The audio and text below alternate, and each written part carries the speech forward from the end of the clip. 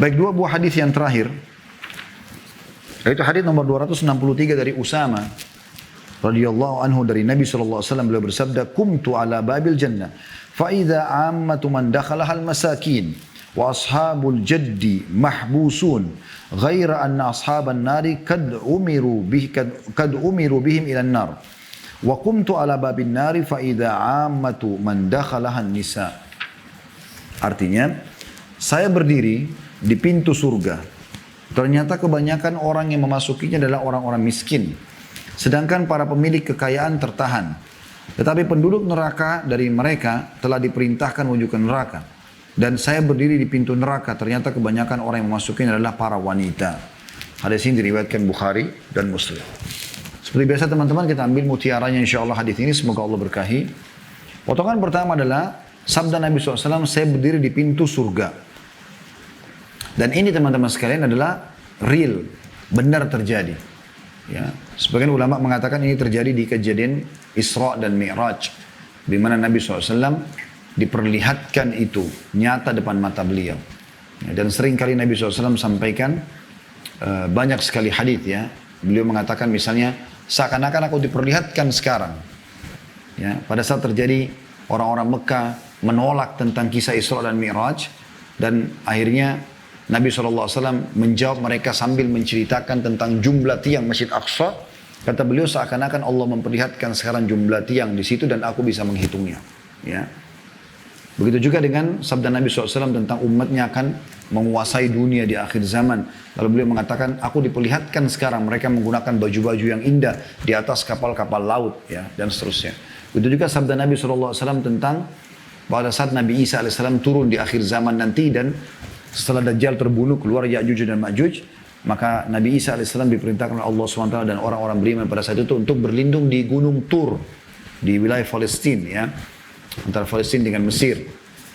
Kemudian Nabi Isa AS berdoa kepada Allah Subhanahu Wa Taala agar Allah binasakan Ya'juj dan Ma'juj karena mereka tidak bisa dilawan pada saat itu.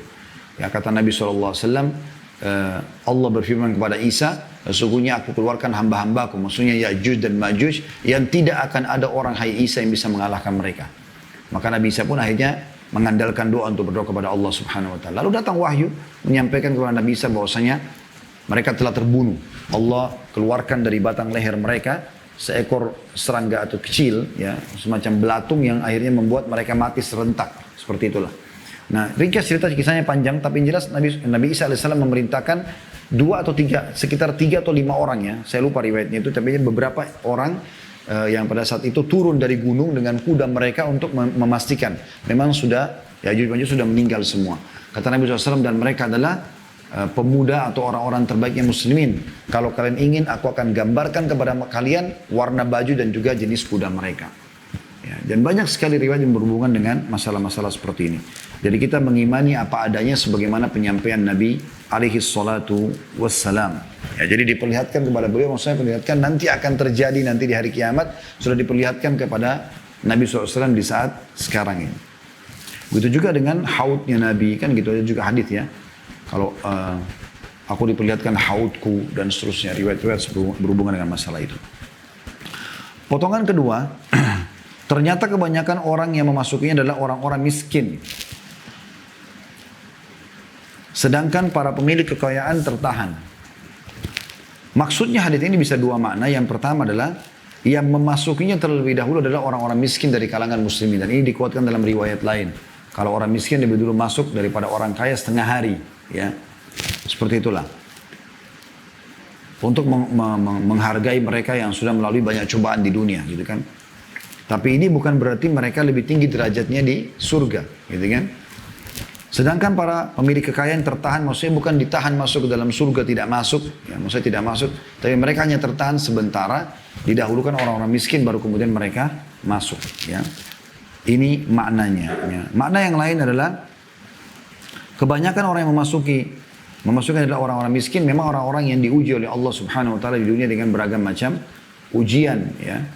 Orang miskin karena susah makan, susah segala macam. Kalau mereka bisa bertahan dengan keimanannya, itu luar biasa. Karena Nabi SAW berkata, kadal faqru an yakuna kufra. Ya. Kefakiran itu bisa membawa pada kekufuran. Jadi sangat rentan sekali mereka bisa murtad. Ya. Dan kita ada banyak sekali orang murtad meninggalkan keimanannya, ya, menjual surga untuk nerakanya, gitu kan. Akhirnya mereka murtad meninggalkan agama. Saya baru lihat cuplikan baru semalam ya tentang bagaimana pemurtadan yang terjadi di Sukabumi. Ya, Allah musta'an. Semoga Allah SWT selamatkan ada satu keluarga muslim sama anak-anaknya murtad lalu disebar di medsos. Ya, ini satu keajaiban sekali meninggalkan keimanan hanya karena masalah kemiskinan atau kesusahan hidup. Ya, maka ada istilah memurtadkan umat Islam dengan sembako. Tapi alhamdulillah kalau orang Islam sudah memahami masalah itu, masalah akidah, bahwasanya mereka tidak boleh meninggalkan dan Allah mengatakan wala tamutunna illa wa antum muslimun, dan jangan kalian meninggal dunia kecuali dalam keadaan Islam, maka tentu saja ya mereka tidak akan pernah meninggalkan agama mereka. Baik teman-teman sekalian, itu potongan yang kedua. Potongan yang ketiga, tetapi penghuni neraka dari mereka telah diperintahkan menuju ke neraka. Maksudnya orang-orang miskin. Ya. Jadi bukan semua orang miskin masuk ke dalam surga, tapi ada orang miskin masuk ke neraka. Masuk ke neraka mereka. Ya, yang tidak beriman, yang kafir, banyak. Jangan Anda bilang, oh orang kafir semua kaya. Enggak, banyak sekali orang miskin. Saya waktu diundang ke Amerika, ke Eropa, kemarin ya, dakwah. Saya lihat banyak sekali orang miskin. Mereka tidur di pinggir jalan, gitu kan. Saya tanyakan kepada teman-teman pengurus, siapa mereka? Oh, susah. Mereka sempat minta bantuan, banyak. Saya tuh hari pernah Allah mudahkan juga ke Singapura, saya naik taksi. Ada satu orang yang supir taksi, turunan China, kemudian dia cerita tentang keluhan masalah kehidupan dia. Sepanjang kami keliling di Singapura tuh dicerita tentang susahnya hidup segala macam. Jadi mereka juga ada yang susah. Dan ditambah keburukan karena mereka dalam keadaan kafir. Maka ini sesuai dengan sabda Nabi SAW. Dan ada juga orang miskin yang kufur, maka mereka diperintahkan menuju ke neraka. Kemudian potongan terakhir dari hadis adalah, dan saya berdiri di pintu neraka, ternyata kebanyakan orang yang memasukinya adalah wanita. Ini sesuai dengan hadis Bukhari yang lain, bahwasanya Nabi SAW pernah diminta oleh beberapa sahabat, beberapa sahabiat Nabi, perempuan ya. Mereka mengatakan, ya Rasulullah, sesungguhnya waktu Anda untuk kaum laki-laki banyak sekali. Waktu buat kami ini kapan? Kami minta Anda khususkan waktu. Maka Nabi SAW sepakat dengan para sahabat itu untuk mengadakan satu waktu di mana mereka kumpul, lalu diadakanlah taklim buat mereka, seperti itulah. Tapi ada beberapa sahabat Nabi laki-laki juga yang sempat hadir untuk mendengarkan apa yang Nabi SAW sampaikan. Tapi di antara potongan yang dinukil kepada kita adalah kata Nabi SAW tentang masalah bagaimana siapapun yang antara kalian, hai para wanita yang meninggal anaknya 3 orang masih dalam keadaan bayi, maka dipastikan masuk ke dalam surga atau menjamin dia masuk surga. Ada yang mengatakan, ya Rasulullah bagaimana kalau 2 dari para sahabat yang hadir? Kata Nabi SAW, 2 pun iya. Kata perawi hadis dari laki-laki, kalau ada yang mengatakan di antara wanita itu 1, mungkin Nabi juga akan mengatakan 1 pun begitu. Lalu di antara potongan hadis kata Nabi SAW, dan aku diperlihatkan neraka dan aku diperlihatkan paling banyak umumnya adalah kalian. Lalu kata para sahabat Nabi di situ, perempuan-perempuan bertanya, ya Rasulullah, kenapa kami? Kata Nabi SAW, karena kalian kufur terhadap perbuatan baik para suami. Perbuatan baik para suami. Dan ini sudah panjang lebar kita jelaskan dalam bab rumah tangga ya. Bagaimana setiap muslimah, kalau dia belum menikah, maka kewajiban bakti pada kedua orang tuanya. Tapi kalau sudah menikah, maka bakti pada suaminya. Dan penyebab utama para wanita, mayoritasnya masuk ke neraka, selain kekufuran ya, itu adalah bagaimana mereka kufur terhadap atau mereka memungkiri kebaikan-kebaikan para suami. Sampai kata Nabi SAW, seseorang di antara kalian, wahai para wanita, kalau suaminya telah berbuat kepadanya 1 abad, banyak sekali waktu, mungkin 100 tahun, lalu dia lihat satu kesalahan, maka dia mengatakan, aku tidak pernah melihat keburukan, aku tidak pernah melihat kebaikan darimu selamanya. Jadi para muslimah harusnya mengambil pesan penting dari hadis ini, bahwasanya hati-hati. Kalau Anda sudah dikarunia suami, kejarlah surga dari suami itu. Kemas baik-baik suami itu, kejarlah surga dari dia. Kata Nabi SAW, istri manapun ya, yang menjaga 5 waktu sholatnya, puasa Ramadannya, dan melayani suaminya dengan baik, kecuali pada saat meninggal, dibolehkan memilih dari 8 pintu surga yang mana dia ingin masuk. Juga kata Nabi SAW, istri manapun yang meninggal dunia lalu suaminya ridho, merasa kehilangan, maka dijamin baginya surga. Ya, seperti itu. Jadi ini harus hati-hati para muslimah. Ya. Jadi Anda harus betul-betul merendah dengan suami, melayani dia, mengejar surga dari dia. Kita selalu teman-teman melihat Siapapun yang kita interaksi dengannya di hadapan kita, suami kah, istri kah, orang tua kah, anak kah, ipar kah, mertua, tetangga, teman-teman, siapa saja, orang muslim, orang kafir, kita harus melihat adalah hukum Allah pada orang-orang ini terhadap kita. Jadi jangan lagi lihat, oh ini istri, oh ini suami, oh ini orang tua. Itu sebagai simbolik. Ini orang tua kita, ini suami kita, ini istri kita. Maksudnya tanda kutip di sini simboliknya. Maksudnya yang kita kejar bukan itunya. Yang kita kejar adalah bagaimana kita mengejar hukum Allah terhadap kita dari mereka. Misalnya orang tua kita bakti karena Allah SWT. Bukan karena takut sama orang tua. Kita berbuat baik sama istri. Mungkin karena perintah Allah di situ Allah amanahkan. Kita baik sama suami. Karena perintah Allah di situ. Kita baik sama teman-teman. Kita mendakwahi orang-orang kafir. Kita bertawun, bekerja sama yang baik dengan orang muslim. Itu semua karena Allah SWT. Jadi jangan lihat siapa mereka, tapi apa perintah Allah pada kita. Dan ini poin penting yang harus kita titik beratkan dalam penutupan hadis. Kemudian hadis yang terakhir teman-teman sekalian, saya akan bacakan dari Abu Hurairah radhiyallahu anhu. Dari Nabi SAW beliau bersabda, "Lam yatakallam fil mahdi illa thalatha.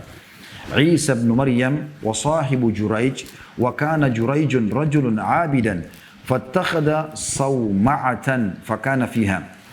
Fa'atathu ummuhu wa huwa yusalli faqalat ya Juraij faqala ya Rabbi ummi wa salati فأقبل على صلاتي فانصرفت فلما كان من الغد أتته وهو يصلي فقالت يا جريج فقال أي ربي أمي وصلاتي فأقبل على صلاته فلما كان من الغد أتته وهو يصلي فقالت يا جريج فقال أي ربي أمي وصلاتي فأقبل على صلاته فقالت اللهم لا تمته حتى ينظر إلى وجوه المومسات فتذاكر بنو إسرائيل جريجا وإبادته وكانت امرأة بغي يتمثل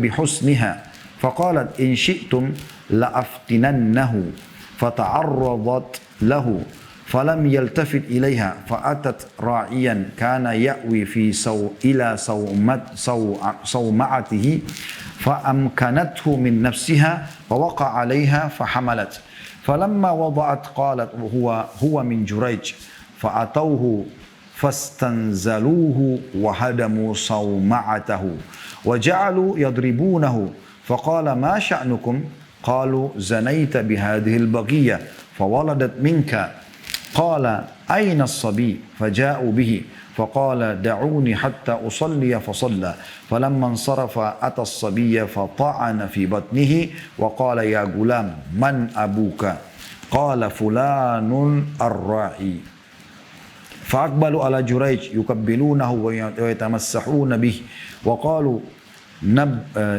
نبني لك صومعتك من ذهب قال لا أعيدوها من طين كما كانت ففعلوا وبين صبي يرضع من أمه ومن رجل راكب على دابة فارهة وشارة حسنة فقالت أمه اللهم اجعل ابني مثل هذا فترك الثدي وأقبل إليه فنظر إليه فقال اللهم لا تجعلني مثله ثم أقبل على ثديه فجعل يرتضع فكأني أنظر إلى رسول الله صلى الله عليه وسلم وهو يحكي استرضاعه بأصبعه السبابة في فيه فجعل يمسها قال ومروا بجارية وهم يضربونها ويقولون زنيت سرقت وهي تقول حسبي الله ونعم الوكيل فقالت أمه اللهم لا تجعل ابني مثلها فترك الرضاعة ونظر إليها فقال اللهم اجعلني مثلها فهنالك تراجع الحديث فقالت مر رجل حسن الهيئة فقلت اللهم اجعل ابني مثله فقلت اللهم لا تجعلني مثله ومروا بهذه الأمة وهم يضربونها ويقولون زنيت وسرقت فقلت اللهم لا تجعل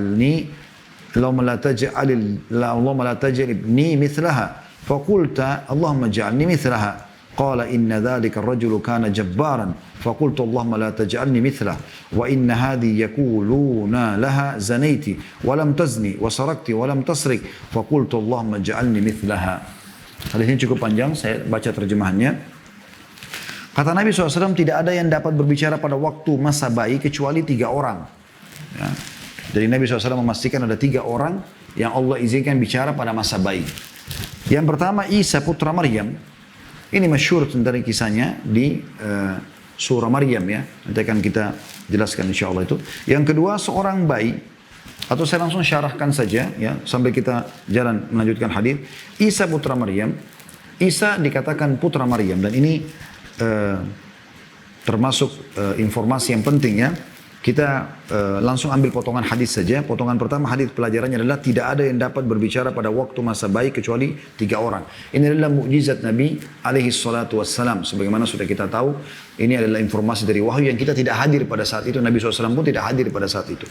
Pelajaran kedua, penyebutan tentang 3 bayi yang berbicara ini. Ya. Orang yang pertama Isa putra Maryam.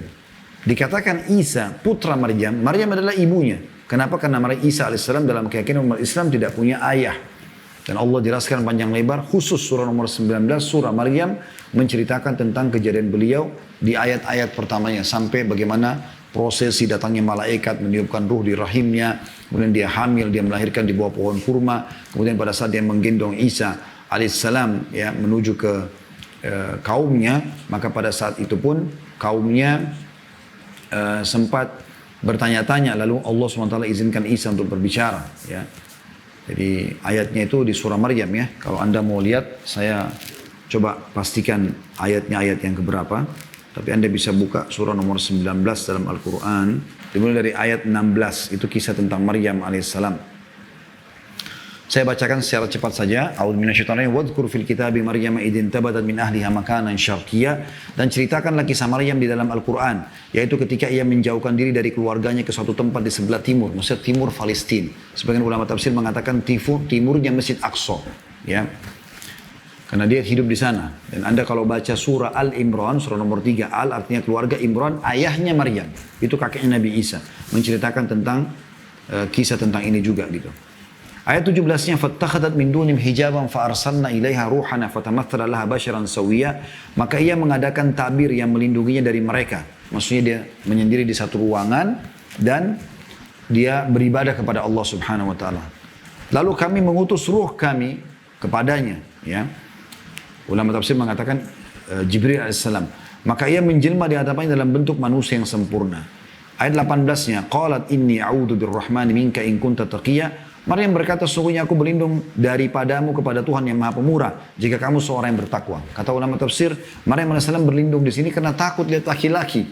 Beliau belum pernah interaksi sama laki-laki dalam hidupnya, dalam arti kata berdua-duaan gitu kan. Ini tiba-tiba di ruangan dia, di kamarnya, tempat dia ibadah, tiba-tiba ada laki-laki yang tidak dikenal gitu. Maka dia berlindung kepada Allah kalau seandainya laki-laki ini mau berbuat buruk. Maka malaikat Jibril memperkenalkan diri mengatakan di ayat 19-nya, qala innama ana rasul rabbiki liahaba laki gulaman zakiya.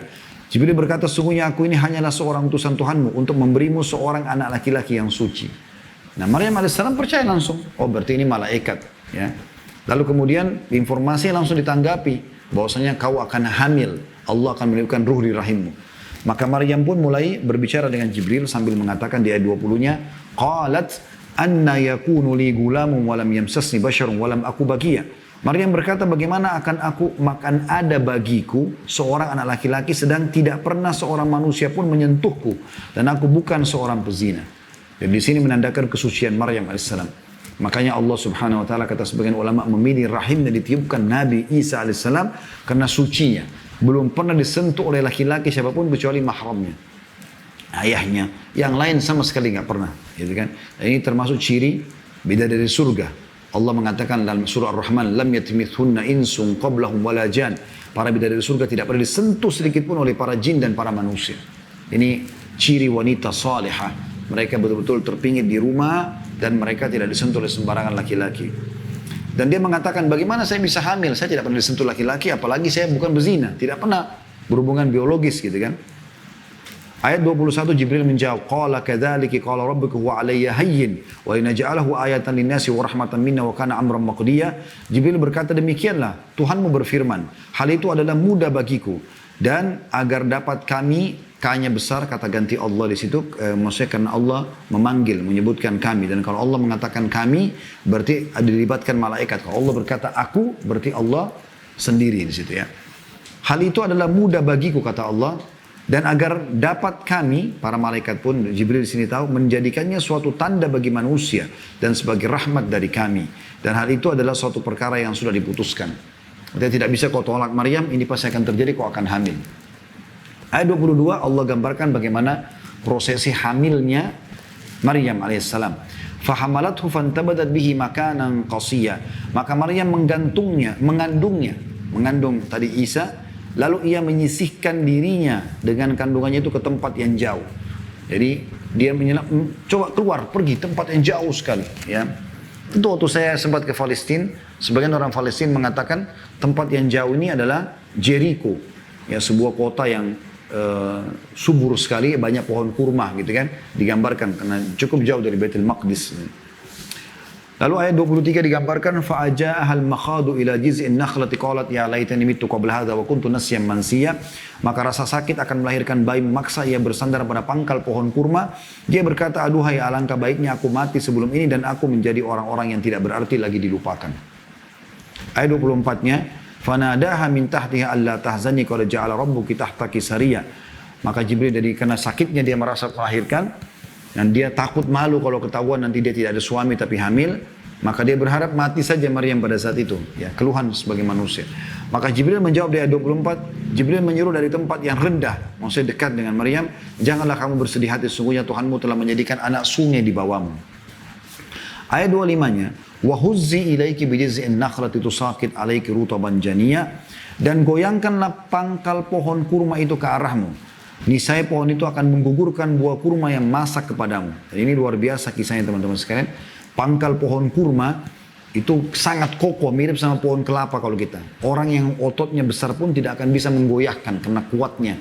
Maka di sini mukjizat yang Allah Subhanahu wa taala ya turunkan bagaimana Maryam alaihissalam bisa menyentuh saja pohon kurma, kemudian jatuh semua rutab. Rutab itu kurma-kurma yang basah yang sudah matang. Dan sebagian ulama mengatakan kurma basah berarti menandakan sangat baik untuk orang yang mau melahirkan atau orang hamil, ya. Karena diambil daripada ayat ini. Lalu ayat 26-nya fakuli washrabi wa qarri 'aina fa imma tarayinna minal bashari ahadan faquli inni nadartu lirrahmani shawman falan ukallimal yawma insiya. Maka makan, minum dan bersenang hatilah kamu. Jika kamu melihat seorang manusia maka katakanlah, sesungguhnya aku telah bernadar berpuasa untuk Tuhan yang Maha Pemurah, maka aku tidak akan berbicara dengan seorang manusia pun pada hari ini. Jadi kalau ada yang tanya, kenapa kau hamil, ada apa Maryam? Jangan bicara apa-apa, bilang saya lagi berpuasa untuk Allah. Sekarang kita masuk ke prosesi bagaimana pada saat dia melahirkan dan lahirnya Isa alaihissalam. Ini saksi bahasan kita. Fa'atat bihi qaumaha tahmilu. Qalu ya Maryam laqad ji'ti syai'an fariyya. Maka Maryam membawa bayi itu atau anak itu, Maryam Isa alaihissalam, kepada kaumnya. Dengan menggendongnya, dia pulang. Dia bawa ke rumahnya, ke tengah-tengah kaumnya. Kaumnya berkata, hai Maryam, sesungguhnya kamu telah melakukan satu perbuatan yang amat mungkar. Mereka langsung faham, dari mana anak ini? Gitu kan? Bayi. Ya. Tidak ada dari keluarga Maryam juga yang punya bayi pada saat itu. Apalagi Maryam juga belum menikah. Lalu ayat 28 mereka langsung main fonis mengatakan ya ukhta Harun ma kana abuki berasal wa ma kanat ummuki bagiya. Hai saudaranya perempuan Harun. Kata sebagian ulama tafsir maksudnya adalah turunan dari Nabi Harun. Nah, Nabi Harun dan Nabi Musa jauh di atas Nabi Isa alaihissalam gitu kan. Keturunan hai saudara perempuan Harun maksudnya turunan dari Nabi Harun. Ayahmu sekali-kali bukanlah seorang yang jahat. Dan ibumu bukan sekali-kali seorang pezina. Maksudnya kok bisa punya anak nih, melahirkan punya anak. Sementara ayahmu bukan dikenal orang yang jahat. Imran, orang yang solehnya Bani Israel. Gitu kan. Bahkan gurunya Nabi Zakaria. Imran itu ayahnya Maryam. Dan ibumu bukan juga seorang pezina. Kok bisa kau begini? Maka ini saksi bahasan kita ayat 29. Fa'asyarat ilai. Qalu kaifa nukallimu man kana fil mahdi sabiyya.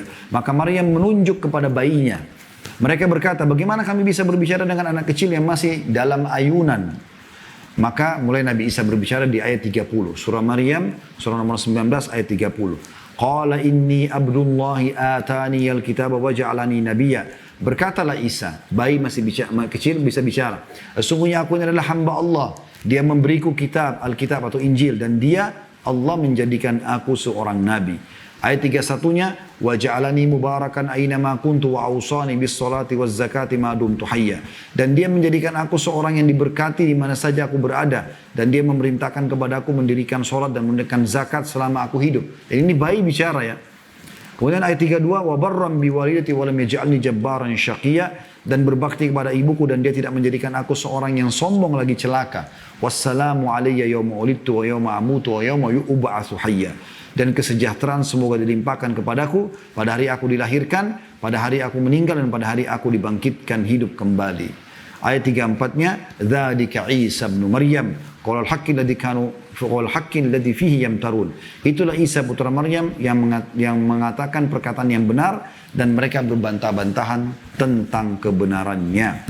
Jadi ini kurang lebih gambaran tentang masalah bagaimana Nabi Isa alaihissalam berbicara. Sebenarnya lebih tepat kalau kita baca sampai ayat 36-nya ya. Saya lanjutkan dulu ayat 35-nya. Ma kana lillahi an yattakhidha min walad subhanahu idza qada amran fa inna ma yaqulu kun fayakun. Tidak layak bagi Allah mempunyai anak sebagaimana orang Nasrani mengatakan. Maha suci dia. Apabila dia menetapkan satu perkara, maka dia hanya berkata jadi, maka jadilah itu. Ayat 36, wa inna Allah rabbi wa rabbukum fa'buduhu hadza siratal mustaqim. Sesungguhnya Allah adalah Tuhanku dan Tuhanmu, maka sembahlah dia oleh kamu sekalian, dan inilah jalan yang lurus, ya. Ini tentang kisah Nabi Isa alaihissalam. Dan kita akan masuk kisah yang kedua, yaitu kisah Juraij, ya. Seorang bayi di masa Juraij. Lalu digambarkan oleh Nabi SAW, Juraij adalah seorang ahli ibadah, ya. Dia membangun sebuah biara atau tempat ibadah, ya. Disilakan dengan sauma'ah, kalau kita sekarang masjid, ya. Dia selalu berada di dalamnya. Suatu saat ibunya mendatanginya ketika dia sedang sakit, atau ketika dia sedang sholat. Ibunya memanggilnya, wahai Juraij. Maka Juraij bingung antara dia lanjutkan sholat atau menjawab panggilan ibunya. Maka dia berkata dalam dirinya, wahai Tuhanku, ibuku atau sholatku, yang mana aku dahulukan. Maka dia memilih meneruskan sholatnya. Maka ibunya pun pergi. Keesokan harinya ibunya mendatanginya, lalu mendatanginya lagi. Pada saat dia sedang sholat, ibunya memanggil, wahai Juraij. Dia berkata dalam dirinya, wahai Tuhanku, ibuku atau sholatku. Maka dia pun memilih meneruskan sholatnya. Keesokan harinya lagi, ibunya datang yang ketiga kali ketika dia sedang sholat. Lalu ibunya memanggil, wahai Juraij. Dia berkata, wahai Tuhanku, ibuku dan sholatku, atau mana yang aku pilih. Maka dia memilih meneruskan sholatnya. Maka ibunya pun pada saat itu marah, berdoa mengatakan, ya Allah, jangan engkau mematikannya. Maksudnya Juraij, dia doakan buruk anaknya sebelum dia melihat wajah wanita-wanita pelacur. Jadi selama ini dia selalu membuang wajah daripada wanita pelacur. Dan ini pelajaran penting teman-teman, tidak boleh sembarangan ibu mendoakan buruk anaknya, karena terjadi. Bani Israel pun menyebut-nyebut Juraij dan ibadahnya. Maksudnya memuji-puji. Juraij ini luar biasa. Dia selalu di musallahnya, nggak pernah keluar, ibadah terus kepada Allah. Pada saat itu ada seorang wanita pelacur yang kecantikannya sering dijadikan perumpamaan. Jadi buah bibir di Bani Israel, ya. Dia berkata, jika kalian mau, aku akan menggodanya. Aku bisa membuatnya dia berzina. Rusak imannya. Maka mereka pun dalam beberapa kisah yang disebutkan, orang-orang itu mengatakan, kalau kau bisa lakukan, kami akan berikan hadiah. Maka wanita itu menggodanya. Tetapi Juraij tidak meliriknya sama sekali. Jadi orang itu wanita ini masuk ke dalam tempat musallahnya, tempat ibadahnya Juraij. Tapi Juraij tidak lihat sama sekali.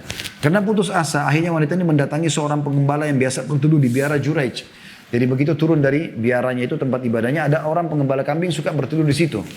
Maka si wanita ini menyerahkan dirinya kepada pengembala itu, dan pengembala itu menyetubuhinya. Sengaja dia mau berzina dengan pengembala itu. Yang akhirnya wanita itu pun hamil dari hubungan dengan pengembala kambing. Ketika melahirkan, wanita itu berkata, bayi ini adalah anaknya Juraij. Artinya pada saat saya masuk dulu itu, sempat dia menyetubuhiku. Maka orang-orang mendatangi Juraij dan memaksanya turun dari tempat ibadahnya, lalu mereka menghancurkan biaranya dan memukulinya. Juraij sempat bertanya, ada apa dengan kalian? Mereka menjawab, kamu telah berzina dengan pelacur itu hingga dia melahirkan anak darimu. Maka dia pun bertanya, mana bayi itu? Ini pelajaran juga perlu digarisbawahi teman-teman. Jangan sembarangan main tuduh hanya dengan mendengar informasi. Ya. Karena di sini Juraij belum ditanya sama masyarakat, main langsung gebukin aja.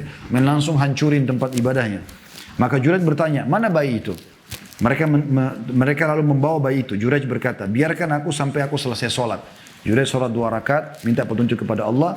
Kemudian setelah dia sholat, selesai sholat, dia mendatangi bayi itu dan menekan perutnya bayi itu sambil berkata, siapa ayahmu? Maka bayi itu menjawab, fulan, si pengembala itu. Akhirnya mereka pun mengerumuni Juraij, mereka mencium dan mengusap-usapnya, maksudnya minta maaf sama Juraij. Nanti bayi itu bisa bicara. Mereka berkata, kami akan membangun kembali biaramu dari emas. Maka Juraij berkata, tidak perlu, kembalikan saja dari tanah liat seperti semula. Mereka pun melakukan itu. Ini kisah yang kedua dan pelajaran kedua dari hadis yang kita bisa ambil ya, tentang kisah Juraij yang Allah berikan kesempatan untuk ya, membela Juraij dan berbicara di masa bayi. Kemudian kisah yang ketiga sebagai penutup adalah kisah seorang bayi yang ketika dia sedang menyusu kepada ibunya, sedang disusu oleh ibunya, lewatlah seorang laki-laki yang mengendarai hewan tunggangan yang mewah dan berpenampilan bagus. Lalu ibunya berdoa, ya Allah jadikanlah putraku seperti orang itu. Bayi itu langsung melepaskan payudara ibunya. Dia lagi mengisap puting ibunya, kemudian dilepas sama bayi tersebut. Lalu anak itu menghadap kepada laki-laki itu dan memperhatikannya. Lalu berkata, ya Allah, janganlah engkau menjadikanku seperti orang itu. Kemudian bayi itu kembali menghadap payudara ibunya dan mulai menyusu lagi. Abu Hurairah berkata, seolah-olah saya masih bisa melihat Rasulullah SAW ketika beliau mempraktekkan cara menyusui bayi itu dengan mengisap jari telunjuk beliau ke dalam mulut beliau. Jadi memberikan gambaran kalau bayi ini memang sedang menyusui. Beliau bersabda, lalu lewatlah beberapa orang yang membawa seorang wanita yang mereka pukuli. Mereka mengatakan, kamu telah berzina, kamu telah mencuri. Sementara wanita itu hanya mengatakan, cukuplah Allah bagiku dan dia adalah sebaik-baik penolong. Maka si ibu itu berdoa, ya Allah janganlah engkau menjadikan putraku seperti wanita ini. Maka bayi itu langsung berhenti menyusu dan memperhatikan wanita itu lalu berkata, ya Allah jadikanlah aku seperti wanita ini. Maka pada saat itu terjadilah perbincangan antara mereka berdua, si ibu sama si bayi. Ibu lalu berkata, tadi seorang laki-laki berpenampilan bagus lewat, maka aku berdoa, ya Allah jadikanlah putraku seperti orang itu. Tapi kamu malah berkata, ya Allah janganlah engkau menjadikan aku seperti orang itu. Dan sekarang ada orang-orang lewat dengan membawa budak wanita ini. Mereka memukulinya sambil mengatakan, kamu telah berzina, kamu telah mencuri. Lalu aku katakan, ya Allah janganlah engkau menjadikan putraku seperti wanita ini. Tapi kamu malah, hai bayi, berkata, ya Allah jadikanlah aku seperti wanita ini. Bayi itu lalu menjawab, ya, sesungguhnya laki-laki tadi adalah orang yang sombong. Maka saya berdoa kepada Allah, ya Allah janganlah engkau menjadikanku seperti orang itu. Sedangkan wanita itu mereka katakan kamu berzina padahal dia tidak berzina, kamu mencuri padahal tidak mencuri. Maka aku berdoa, ya Allah jadikanlah aku seperti wanita tersebut. Ya, hadits ini riwayat Bukhari, Muslim. Ya, pelajarannya adalah bagaimana Allah Subhanahu wa taala mengizinkan bayi ini untuk berbicara, ya, agar menjelaskan kepada kita semua kemahabesaran Allah dan kemahakuasaannya untuk melakukan apapun yang dia inginkan, termasuk membuat bayi itu bisa berbicara. Insya Allah kita akan lanjutkan nanti, pertemuan akan datang, di Rabu akan datang di bab 33, bab bersikap lemah lembut kepada anak yatim, anak-anak perempuan, orang-orang lemah, orang miskin, dan juga orang-orang kesusahan, serta berbuat baik, menyayangi, rendah hati, dan bersikap sopan santun terhadap mereka.